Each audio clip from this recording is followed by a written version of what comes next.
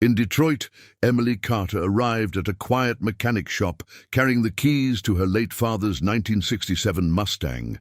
He had spent years restoring it, dreaming of hearing its engine roar again. But cancer took him before that moment arrived. Emily had promised herself she would finish what he started. The Mustang sat beneath a dusty cover, its blue paint faded and its chrome dulled by decades of neglect. Emily knew almost nothing about engines, but she knew what the car meant. Her father had talked about it constantly, describing every sound, every repair, and every impossible dream surrounding that machine. Daniel Brooks noticed Emily standing beside the Mustang before she even entered the garage. A single dad, an experienced mechanic, he was preparing to close early so he could pick up his 8-year-old daughter Mia from school. Emily asked whether he could make the Mustang run again. Daniel lifted the hood and studied the engine quietly. Emily immediately explained that several mechanics had already refused the job. They said the engine needed expensive parts and weeks of work. Daniel did not promise miracles. He simply listened, checked the wiring, and asked when her father last worked on it. Emily told him her father had died 6 months earlier. His final request had been simple. Someday, he wanted to hear the Mustang roar. He never got that chance. Daniel looked at the engine again, then at Emily. He understood grief better than most, because he had lost people too. Daniel agreed to inspect the Mustang before discussing money. Emily warned him that she could not afford a massive restoration. Daniel smiled and said he was not interested in taking advantage of someone's memories. If the car could run safely, he would find the simplest path toward making that happen. After school, Mia arrived carrying her backpack and immediately became fascinated by the Mustang. She asked whether it was broken forever. Daniel shook his head. "Machines are stubborn," he said, "but stubborn doesn't mean finished." Emily heard those words and quietly smiled for the first time. Daniel spent the afternoon tracing wires, testing connections, and examining the fuel system. The battery was dead, several hoses were cracked, and the ignition components showed years of corrosion. Yet the engine itself seemed surprisingly solid. Daniel realized the Mustang might not need a complete rebuild after all. Emily watched from a nearby chair while Daniel worked. She expected him to become frustrated, but he remained patient. Every time something failed, he stepped back and reconsidered. Mia sat beside Emily drawing pictures of the Mustang. Her latest drawing showed the car racing beneath a bright orange sunset. As evening approached, Daniel discovered the biggest problem. A damaged electrical connection had prevented the ignition system from receiving consistent power.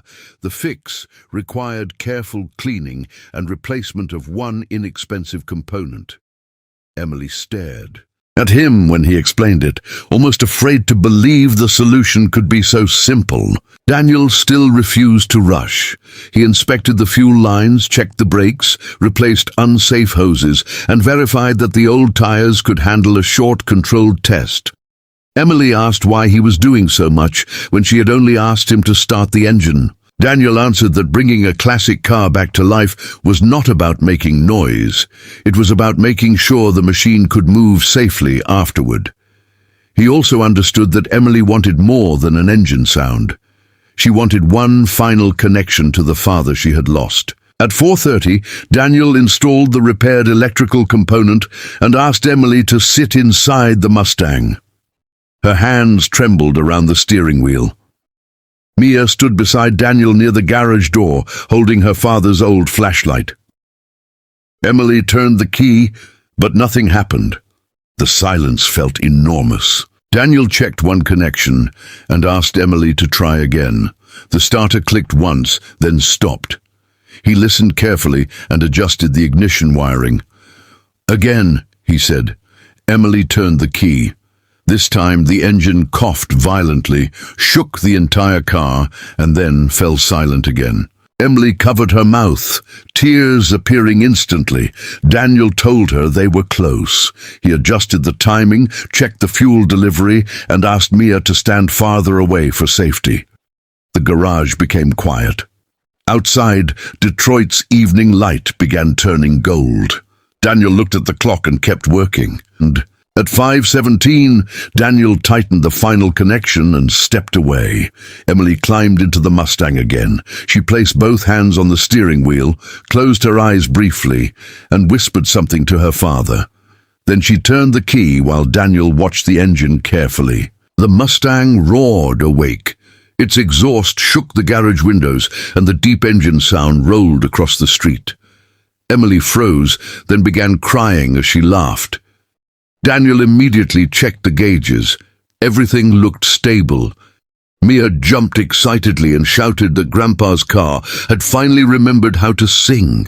Emily stepped out and placed both hands against the Mustang's hood. She whispered that her father had waited years to hear that sound. Daniel stood quietly nearby, giving her space. He understood that sometimes fixing a machine meant repairing something inside the person standing beside it too. Emily offered Daniel far more money than he had requested, but he refused most of it. Instead, she asked whether he would complete the restoration properly. Daniel agreed, provided that the original character remained untouched. Mia proudly announced that she wanted to help with the smallest safe jobs. Before sunset, Emily drove the Mustang slowly around the block, with Daniel following in his truck. The engine sounded strong, and golden light reflected across its restored chrome.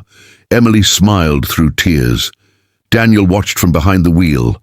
Knowing he had not simply started a car that day,